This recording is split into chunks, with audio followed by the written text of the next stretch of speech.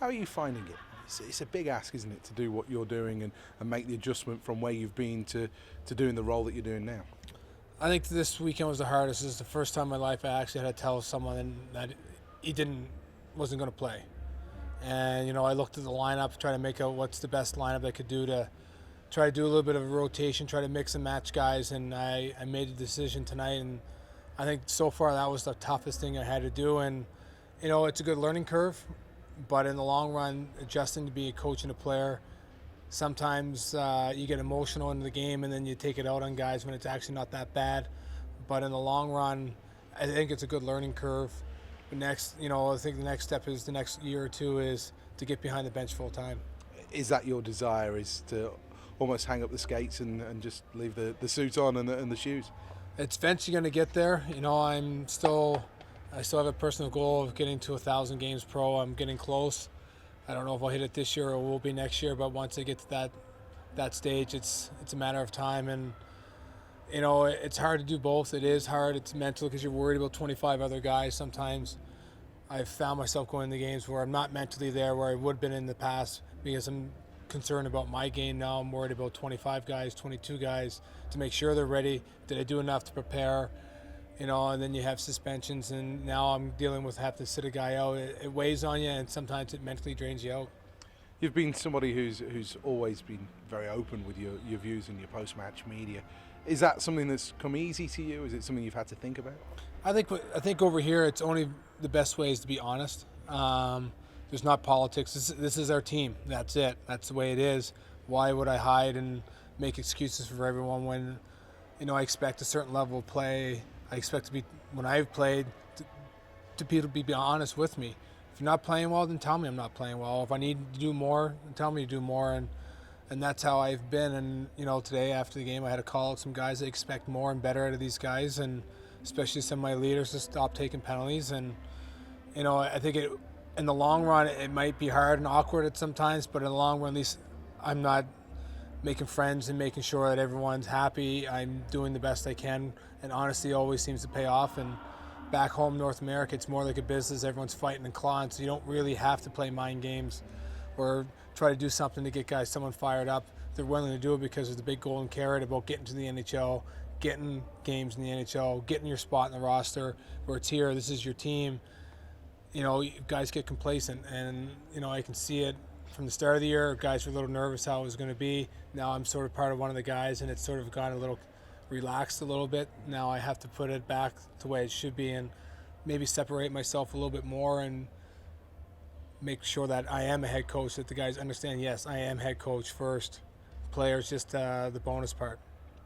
Are you enjoying it, though? Are there moments where you can take real satisfaction? I honestly, for my family and for what we're here, it is fantastic. I've turned down good contracts to keep playing, but I didn't want to balance my family around, and I want to stay in hockey, and I think this is something where I've played a lot of games over North America and a lot of games in Europe, and I've got to see a lot of different things. And right now, like I said, it's a learning tool, is to figure out how to be a coach, how to deal with players, and how to put it all together. And I have a good system. I believe in it. Now it's just trying to make sure that I can describe it or write it on the board properly. That's sometimes I mess up some drills in practice, and guys are looking at me a little wild, but that takes time. It's almost like you're a teacher, and that's why teachers end up making good coaches, because they know how to explain themselves, and that's what I'm trying to learn right now. I guess it's that communication, isn't it, where in the past you've been able to receive and accept and understand. Now all of a sudden you've got to try and explain it in a way that everybody gets exactly what you want them to get for the drills, for the systems, for the style. And that's it, and everyone sees the game differently too. And that's another thing that's you're not used to hearing. Like a guy will tell you something like, "Oh, I never thought of it that way because I'm not a forward, or I'm not a penalty killer in the past." And I'm learning as I go as well. But in the long run, I think it's one of those funny things is that if I can laugh at it and just throw it behind me, and guys can joke with me when I make a mistake, I think it keeps the room calm. The guys realize that I do take things real seriously. I am emotional. I care about hockey. It's the only thing it's provided for me and my family. It's going to continue to provide for my family.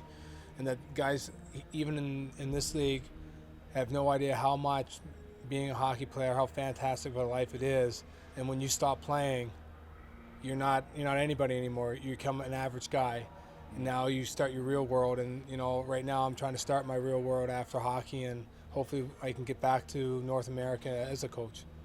But never just be an average guy.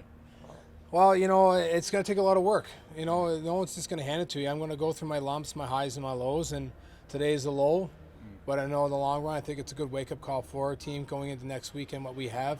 I think it's a good learning curve. We get lucky tonight because a couple other teams have lost, so it still keeps the standings tight, tightens it up all the way through. But in the long run, I still think we have control of our fate by going in the next weekend and playing 2 solid games. You look at your team right now. Are you happy with what you've got? Is there much else out there that would make you a better hockey club right now that's within your price band, if you like? Well, I think every team's looking. I think every team's really looking because it is a different league, because regular season's the big one. And every other league, playoffs is the big one. So you really got to make sure if you do pull the trigger on a player that this guy is just not a fill-in. If he's going to come in, he's going to push guys to be better. He's going to push guys out of the lineup.